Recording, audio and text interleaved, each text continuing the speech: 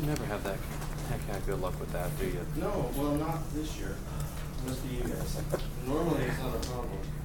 I blame the snow days. Snow. The silk snow. I wonder if the pattern That's does. passing us back for when it snows again, just to keep up and have it happen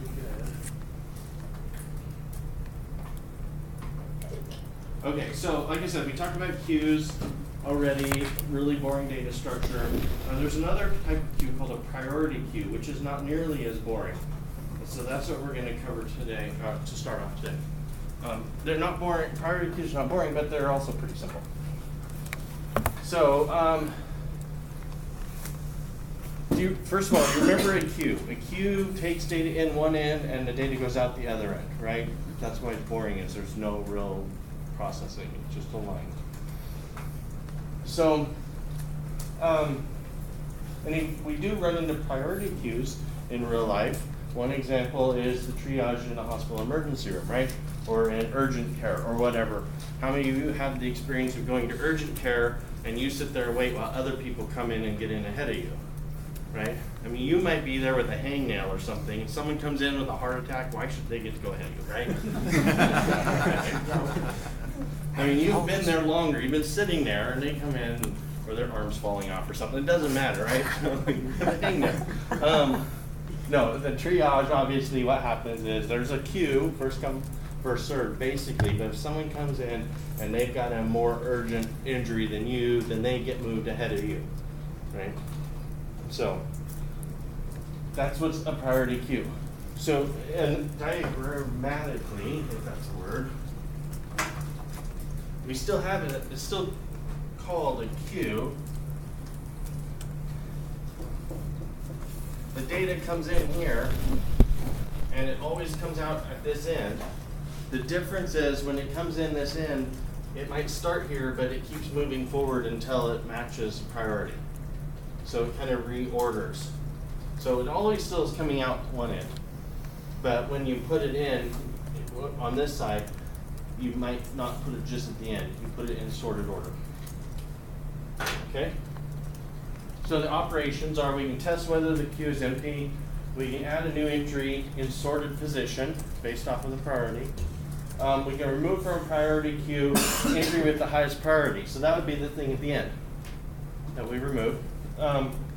Or we can get that entry. So that's just as a peek, basically. Just look at the last entry. Those are the operations on a priority queue. And this is what the little UML kind of thing looks like. They're giving an example here. The book goes through a more detailed example in code of tracking your assignments. So the book this assumes that you generally have more than one assignment due at a given time, which is probably valid. And so each assignment has a due date, and it's also probably the case that things are due in due date order. And so you get a new assignment that comes in. If a due date, you sort them by due date, and so you're always working on the one that's more recently or more next due, which is not a perfect strategy, of course, but it is a strategy. So we are going to talk in a little bit about how we might implement a priority queue. So I'm kind of glossing over a lot of this. This is a pseudocode for how you would use the priority queue. There's more involved. They give another example in the book of doing a simulation, because priority queues are often good for doing simulations. So in this case, they're modeling a bank queue wait times. And so the average time customer waits to begin service, and as they add more tellers, the wait time decreases. I'm not going to go through all of the details on this simulation, because it's a lot easier just to read it in the book and look at their fancy diagrams. But I just want to point out this is one of the areas where people will use priority queues. And fast food restaurants, don't they have something like that? Fast food restaurants? For a drive-through and a front line? Is it a priority queue? It might be, because you know, if you're at a fast food restaurant, you know, you're at Taco Bell or whatever, and someone comes in and orders 25 tacos, then they start making the 25 tacos, and that's the person in front of you. You come in and you order, you know, one chalupa or whatever.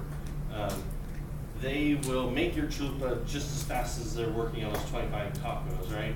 They don't wait until all 25 tacos are made and delivered before they give you yours. As soon as yours is done, they'll give it to you. So that's kind of a priority queue, but there's two priorities. One is it's done, one is it's not done. But as soon as it's done, it moves to the front of the queue. So kind of.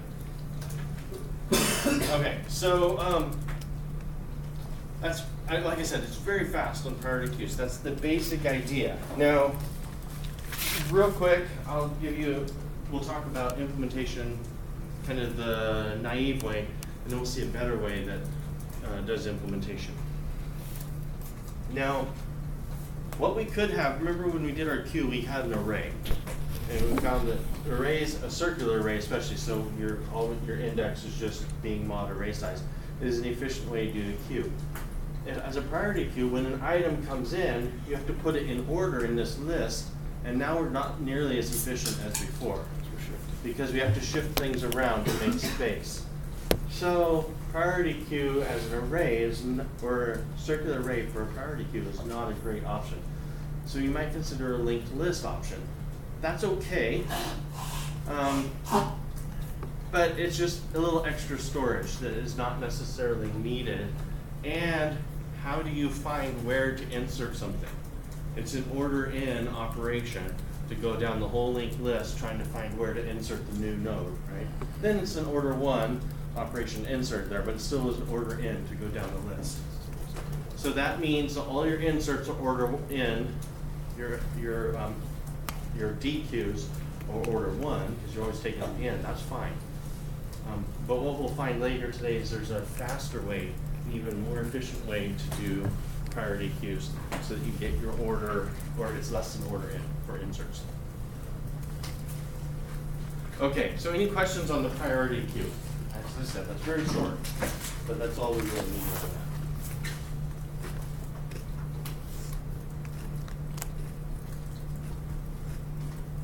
Okay.